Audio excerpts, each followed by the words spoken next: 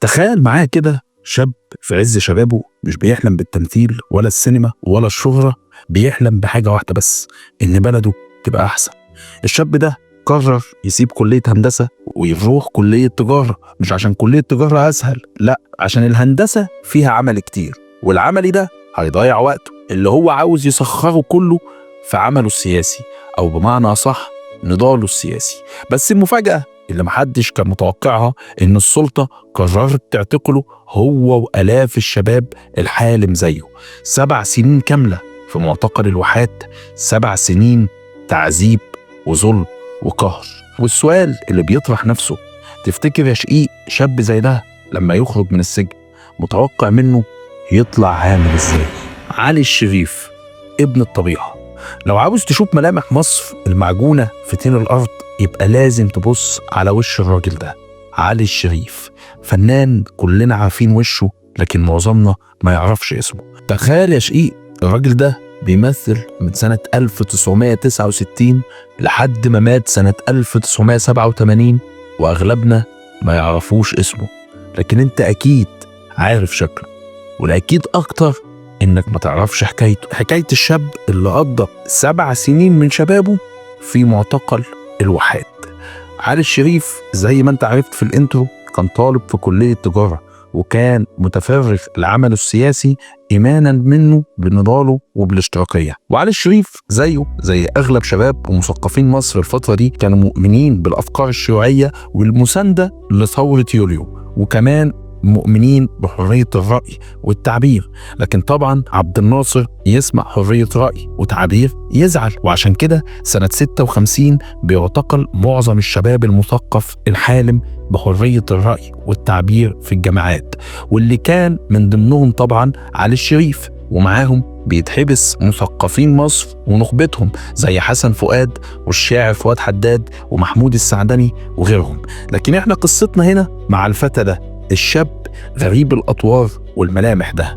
علي الشريف فضل في المعتقل لمدة 7 سنين، وفي ال7 سنين دول كانوا فارقين جدا في حياته زي ما هتعرف كمان شوية. وعلي الشريف لما بيتكلم عن تجربته في المعتقل هتلاقيه ما بيتكلمش عنها كتير وما بيحكيش مأساته لأي حد، لأن الصراحة كانوا بيتعذبوا صبح وليل، وأحيانا أخرى لو ما فيش حاجة تتعمل بيختاروا عنبر بعينه يعذبوا فيه المساجين. وهنا بيظهر مفتاح شخصية علي الشريف. علي الشريف في الوقت ده شقيق اللي فيه حفلة تعذيب على كل المساجين اللي معاه في الزنزانة. لما بيشوف حد من زمايله تعبان أو كبير في السن كان بيروح يتعذب مكانه وياخد دوره في التعذيب ودور زميله في التعذيب. وفي وقت من الأوقات في لحظة صفا القائمين على معتقل الواحات قرروا انهم يعملوا مسرح، وفي المسرح المثقفين المسجونين يعملوا مسرحيات. كان مين مسجون مع علي الشريف في زنزانته؟ كان الرسام الكاريكاتير الشهير حسن فؤاد، مؤلف فيلم الأرض، واللي كان بالمناسبة يقال انه كان بيكتب فيلم الأرض وهو في المعتقل. المهم حسن فؤاد كان بيخرج مسرحية للمساجين وبيدي الأدوار النسائية لعلي الشريف وطوعية منه، يعني علي الشريف كان هو اللي بيروح يعمل الأدوار النسائية. وطبعا تخيل معايا بقى علي الشريف بيعمل دور ست قدامك. المهم المسرحية دي هي اللي هتقوم بالبلوت تويست في حياة علي الشريف، لأن التمثيل أصلا ما كانش في خياله ولا كان في دماغه، وكان عادي بالنسبة له، ما كانش عنده فيه أحلام كبيرة أو عظيمة.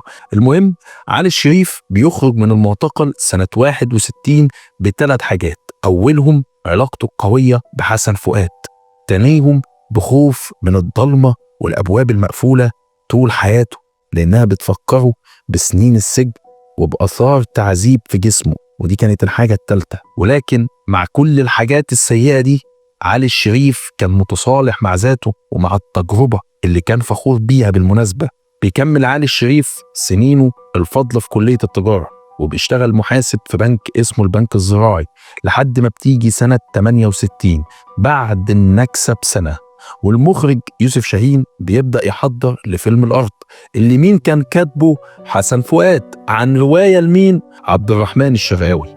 المهم يا شقيق يوسف شاهين وهو بيحضر الفيلم بيقول لحسن فؤاد كل الأدوار اللي عندي اتسكنت إلا دور واحد وهو دور دياب، مش لاقي ممثل في مصر يعمله. فحسن فؤاد بيقول له طب أنا هجيب لك حد شوفه وقول لي رأيك. بيحكي المخرج المسرحي حسن علي الشريف ابن بطل حلقتنا علي الشريف ان يوسف شاهين اول ما شاف ابوه حضنه وقال له دياب، فعلي الشريف قال له دياب مين؟ انا اسمي علي. فحسن فؤاد قال له ايوه، وانت اللي هتعمل دور دياب في فيلم الارض. وكانت دي بداية علي الشريف في التمثيل. متخيل بعد 7 سنين معتقل وتعذيب وتكسير حجارة يبقوا هم نفس ال7 سنين دول السبب في دخوله عالم السينما من أوسع أبوابه، دور من أهم الأدوار في فيلم من إخراج يوسف شاهين، والفيلم ده بعدين هيبقى من أهم أفلام السينما، بل من أهم 100 فيلم في تاريخ السينما. علي الشريف كان مثقف ثقافة رفيعة جدا، وعنده حس وتذوق فني عالي جدا من كتر قراياته للروايات وتعدد قراياته اللي كانت غزيرة جدا. فالتنوع الثقافي ده والتذوق الفني العالي ده هو اللي هيساعده على انه يؤدي دور دياب بكل براعة وتلقائية، لدرجة ان بيبقى من اكتر الادوار اللي خدت جوائز في التمثيل مع دور محمود المليجي في فيلم الارض كان دور دياب. في نفس الفيلم ده علي الشريف بيتعرف فيه على صلاح السعدني اللي اتبنت ما بينهم صداقة قوية وطريفة في نفس الوقت. بعد فيلم الأرض ده يا شقيق علي الشريف بيتعرف أكتر وبيبدأ يشتغل في أفلام مهمة أكتر. خد عندك بقى فجر الإسلام، الاختيار مع يوسف شاهين، العصفور مع يوسف شاهين برضه، الكرنك، على من نطلق الرصاص، وريدو حلا، الكذاب، عودة الابن الضال مع يوسف شاهين برضه، لحد ما بتيجي سنة 1979 وتبدأ مرحلة أفلامه مع عادل إمام. ودي بالنسبة لنا المرحلة المميزة، وخصوصا دوره فيلم الإنسان يعيش مرة واحدة، شخصية بكر الصعيدي اللي كانت قريبة قوي من شخصيته الحقيقية في الحكمة. الدنيا يا ولدي لها وشين، أبيض واسود. لما تبقى بيضة قدامك افتكر الاسود عشان تسلم، ولما تبقى سودة افتكر الابيض عشان تقدر تعيش لبكره. أو دوره في فيلم الحب في الزنزانة مع يحيى الفخراني وعادل إمام، أو دوره في فيلم آخر الرجال المحترمين اللي لسه عامل لك عنه حلقة من كام يوم، شخصية المعلم برغوت.